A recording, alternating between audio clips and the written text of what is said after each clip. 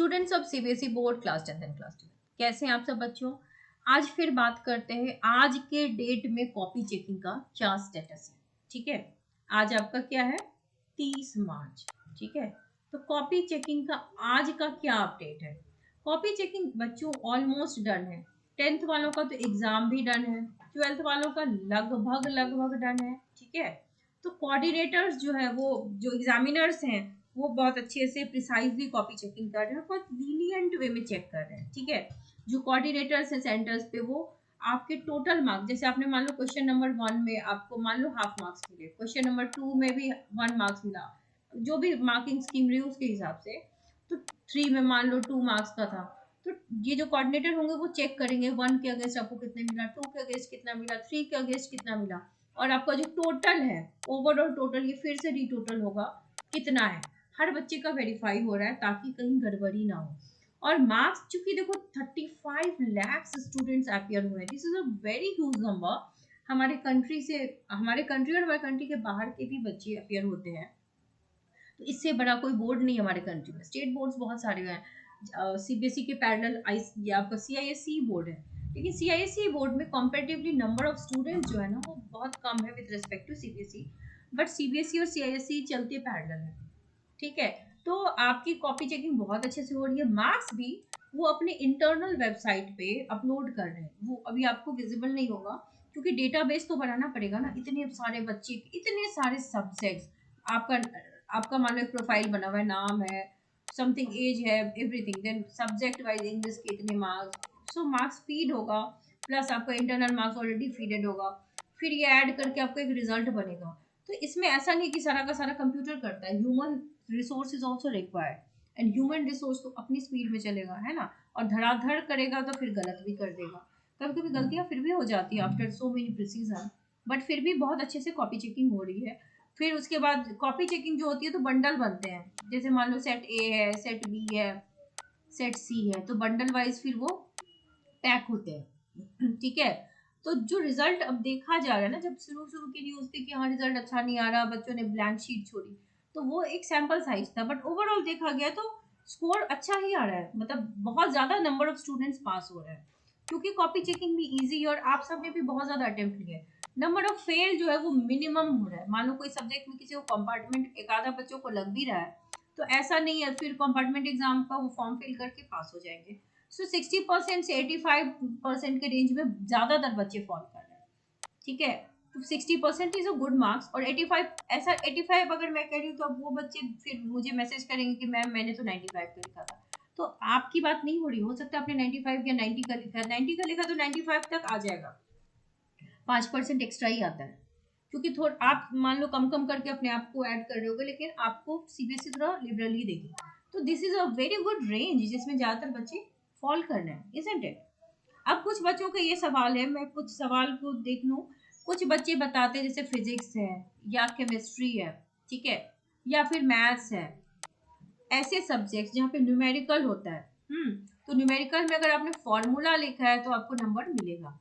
Physics में 12th की बात करूँ तो यूनिट्स एंड डायमेंशन होता है, ठीक है, तो मान लो कि आपने यूनिट डायमेंशन भी किसी चीज का लिखा है तो आपको नंबर मिलेंगे, ये नहीं है कि पूरे मिल जाएंगे, लेकिन यू विल गेट मार्क्स, थोड़े मार्क्स मिलेंगे उसके भी।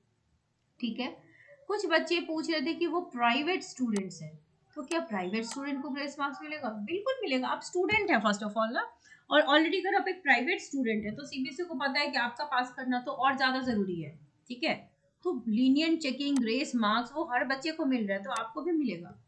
ठीक है, और जैसे कि कुछ बच्चों के सवाल होते हैं कि एमसीक्यू था, मान लो क्वेश्चन नंबर 1 का, सीबीएसई ने देखो मार्किंग स्कीम में बताया था कि 1 का आंसर अब बी, और साथ में जो आंसर है वो भी लिखोगे, लेकिन अगर आपने बी लिख दिया है, ठीक है, और यहाँ पे फिल नहीं किया है, तो ऐसा नहीं हुआ कि आपके नंबर कटेंगे, आपको नंबर यहाँ पे दे दिया जाएगा अगर ये बी सही है तो। ठीक है, अगर बी सही है तो you will be getting marks, तो इतना ओवर अपने आप को स्ट्रेस आउट करने की बिल्कुल जरूरत नहीं है, टेंशन फ्री हो जाओ। जैसा कि मैं आप सबको बताती हूँ कि कोविड के बाद का ये पहला बैच है, तो marking scheme is very liberal to for you guys. उसके बाद इंटरनल मार्क्स तो आप जानते हो कि आपको अच्छे मिले हैं, बच्चों सभी बच्चों को अच्छे मार्क्स मिले, राइट। इसके अलावा मॉडरेशन पॉलिसी मैंने आपको दिखाई थी लास्ट वीडियोस में कि मॉडरेशन पॉलिसी सीबीएसई के वेबसाइट पे है, दैट मींस कि आपकी जो कॉपी चेकिंग है which is very liberal, moderation policy में अगर मान लो सेट ए, बी और सी है, ठीक है, इसमें बी बहुत डिफिकल्ट था, तो बी वाले बच्चों के साथ जो होगी लीनियंसी ज्यादा बढ़ती जाएगी, ठीक है। तो ये हो गया मॉडरेशन पॉलिसी। स्टेप मार्किंग की बात करते हैं। मान लो क्वेश्चन नंबर 2 था, मुझे स्टेप 1 आता था, मैंने लिख दिया, स्टेप 2 आता था, लिख दिया, 3 नहीं आता था, तो स्टेप 1 में जो मान लो 1 नंबर का अगर ये है तो 1 मिल गया, 2 में 1 है तो मिल गया, तो ओवरऑल मुझे इस क्वेश्चन में 2 नंबर मिल गए, ठीक है।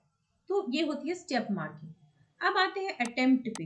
मान लो मुझे क्वेश्चन नंबर 5 नहीं आ रहा, लेकिन आप बच्चे हो, बड़े स्मार्ट हो, आपने क्वेश्चन से ही कुछ ना कुछ इंफॉर्मेशन निकाल के लिख दिया, ठीक है। तो अब क्या करेगा टीचर, यहाँ पर आपको हाफ से 1 मार्क्स तो दे देगा। मान लो 1 मार्क्स लीनियंट चेकिंग हो रही है, 1 मार्क्स दे दिया।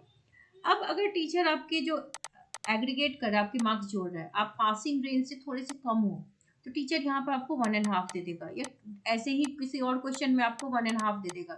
ऐसा करते करते 5-6 नंबर का ग्रेस मार्क्स मिलता है। ये समझो एक बहुत बड़ा वरदान है बच्चों के लिए, तो ग्रेस मार्क्स मिलते हैं, ठीक है। इसके अलावा एक और पॉइंट मैं आपको बता दूं कि एडिशनल सब्जेक्ट से मतलब है मेरा कि मान लो 5 तो मेन सब्जेक्ट्स होते हैं, ठीक है, 5 मेन है, तो 5 मेन सब्जेक्ट के अलावा अगर आपने एडिशनल सब्जेक्ट लिया है, तो हिंदी और इंग्लिश में आपको पास तो होना पड़ेगा, ठीक है, उसको आप एडिशनल सब्जेक्ट से चेंज नहीं कर सकते। हिंदी और इंग्लिश चूंकि लिटरेचर है, लैंग्वेज, तो इसमें हम बदलाव नहीं ला सकते। इसके अलावा जो बचे हुए 3 सब्जेक्ट्स हैं, इसमें से अगर आप किसी में फेल हैं, तो आप एडिशनल में अगर पास हैं, तो एडिशनल वाले का मार्क्स जुड़ जाएगा और ये वाले का आप दे सकते हो, ठीक है। तो इस तरीके से टॉप 5 लगा के आप पास हो सकते हो। एक और बात मैं भूल गई बताना, मैं अभी बता रही हूँ कि कुछ बच्चे ये बताते हैं कि एक ही क्वेश्चन में अगर 2 ऑप्शंस थे, क्वेश्चन नंबर मान लो ऊपर और नीचे, तो दोनों ही क्वेश्चन आपने लिख दिया, आपको आइदर ऑफ देम लिखना था।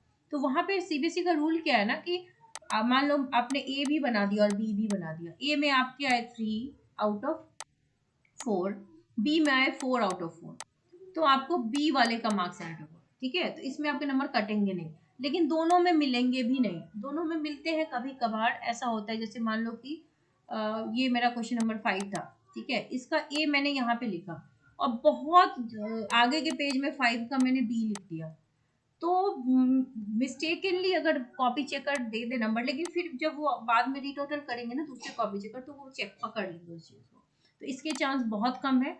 तो जो ज्यादा आपने जिसमें लिखा होगा उसमें आपको नंबर मिलेगा। अब coming back to tension free, तो बच्चों आपको टेंशन फ्री हो जाना चाहिए। इतने सारे जो आपके अभी जो मैंने पॉइंट्स बताए, ये काफी है हर बच्चे के पास होने के लिए, ठीक है।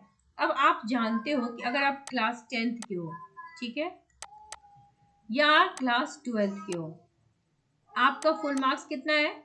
फुल मार्क्स 100 है, 10th वालों का भी, 12th वालों का भी, ठीक है। पासिंग मार्क्स कितना है? 33, ठीक है। अब एग्जाम जो होता है 100 में, वो थ्योरी प्लस प्रैक्टिकल कह लो या इंटरनल असेसमेंट, ठीक है। तो 10th वालों की जो बैकअप है वो 80 और 20 की है, ठीक है। तो ये जो 20 मार्क्स है ना, इसमें ज्यादातर बच्चे 18 to 20 लाएंगे, ठीक है। तो अब अगर आप 18 to 20 यहाँ ले आए, तो 33% लाने के लिए आपको कितना लाना पड़ेगा? यहाँ पर अगर आप 15 to 18 के रेंज में ले आते हैं नंबर, तो हर बच्चा पास हो जाएगा, ठीक है। 15 से 18 के बीच अगर आप ले आओगे तो अच्छे खासे पास हो जाओगे। अगर आपने मान लो 10-12 नंबर का भी लिख दिया है, तो भी टीचर अटेम्प्ट लेने के खुशी में थोड़ा सा ग्रेस दे करके आपको पास तो कर ही दिया, हेंस यू आर पास, ठीक है। अब जरा देख लेते हैं 12th वाले बच्चों की। हाँ, 10th वाले बच्चों का क्या है ना, थ्योरी प्लस प्रैक्टिकल मिला करके आपको 33% चाहिए, ठीक है। 12th वालों के साथ क्या है थोड़ा सा चक्कर की, आपको थ्योरी में भी 33% चाहिए, प्रैक्टिकल में भी 33% चाहिए। तो क्लास 12th वालों का कुछ सब्जेक्ट 70 का है, कुछ सब्जेक्ट 80 का है। तो जो सब्जेक्ट 70 का है उसमें प्रैक्टिकल प्लस इंटरनल असेसमेंट 30 का हो गया, और जो सब्जेक्ट 80 का है उसमें प्रैक्टिकल प्लस इंटरनल 20 का हो गया। तो देखो प्रैक्टिकल में तो कोई फेल नहीं हो सकता, बिकॉज 30 में आपको 28 to 30 के बीच मिलेगा ही मिलेगा, पक्की बात है। 20 का अगर प्रैक्टिकल है तो 18 मिनिमम मिलेगा, 18 to 20 हर बच्चे को मिलता है, ठीक है। अब आते हैं थ्योरी यहाँ पर। तो अगर 70 मार्क्स का है तो 26.6 या आप रख लो 27 मार्क्स अगर आप यहाँ पर लाते हो तो आप पास हो। और यहाँ पर 23 आप यहाँ पे लाते हो तो पास हो, और 80 में आपको 27 के आसपास लाना है तो आप पास हो, क्योंकि 33% अराउंड इस पे ही आते हैं। हाँ, लेकिन अगर मान लो आपने 17-18 का अगर 23 लाने थे, 17-18 आप ले आए हो, तो ग्रेस मार्क्स इंटरनल असेसमेंट देते, इंटरनल कहो या फिर ग्रेस मार्क्स अटेम्प्ट देते देते आपको पास कर देंगे। 80 मार्क्स वाले सब्जेक्ट में भी अगर आपने 22 नंबर 20-22 का लिख दिया है तो 6-7 नंबर तो टीचर आपको खींच ही देंगे अटेम्प्ट के बेसिस पर, ठीक है। तो ये है आपके क्लास 10th के पासिंग क्राइटेरिया। तो इतनी, हाँ थोड़ा सा 12th वालों के लिए ये है कि अब इन बच्चों को थ्योरी में अलग से पास होना है, प्रैक्टिकल में अलग से, तो थोड़ी सी 10th वालों की लीनियंसी ज्यादा होती है विद रिस्पेक्ट टू 12th, क्योंकि 10th वाले बच्चे जो है वो फर्स्ट टाइम बोर्ड देते हैं, 12th वाले थोड़े से एक्सपीरियंस माने जाते हैं, और सिलेबस भी 12th वालों का थोड़ा सा टफर है। तो पासिंग परसेंटेज 12th वालों से ज्यादा 10th का होता है। पासिंग परसेंटेज 10th का तो हमेशा 95% से ऊपर ही रहा है, तो इस बार भी जाएगा फॉर 10th। 12th वालों का थोड़ा सा कम होगा, 92-93% तक जाने के चांसेस है। अब इससे ज्यादा भी हो सकता है, क्योंकि कॉपी चेकिंग इस बार 12th वालों के लिए भी लीनियंट है, क्योंकि 12th का भी पहला ही फर्स्ट टाइम ही बोर्ड था, करेक्ट। तो लीनियंसी आप पे भी बढ़ती जाएगी, जो भी रिजल्ट होगा वो हम देखेंगे अच्छा ही होगा, जो रिजल्ट होगा आपके हित में होगा।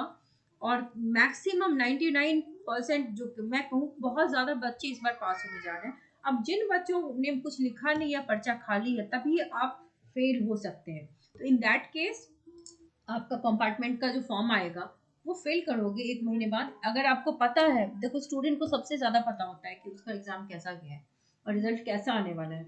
हम एज ए स्टूडेंट बोल देते हैं कि एग्जाम अच्छा गया बुरा गया, अलग माइंडसेट के बच्चे होते हैं। कुछ बच्चों का अच्छा जाता है तो भी बुरा बोलते हैं, कुछ बच्चों का बुरा जाता है तो भी अच्छा बोलते हैं। They are different kinds of students. अब पेरेंट्स के डर से भी कई बार बच्चे अच्छा बोल देते हैं, और जब रिजल्ट आता है तो फिर सोचते हैं जब बाद में देखा जाएगा। तो आपने अगर बोला भी अच्छा गया, लेकिन आप जानते हो कि अगर आपने पर्चा खाली दिया है या 1-2 क्वेश्चन बना के आए हो, अटेम्प्ट नहीं लिया है, तो बी प्रिपेयर, तैयारी शुरू कर दीजिए। 1 महीना बचा है और इम्प्रूवमेंट एग्जाम दे करके अपने आप को प्रूव कर दीजिए।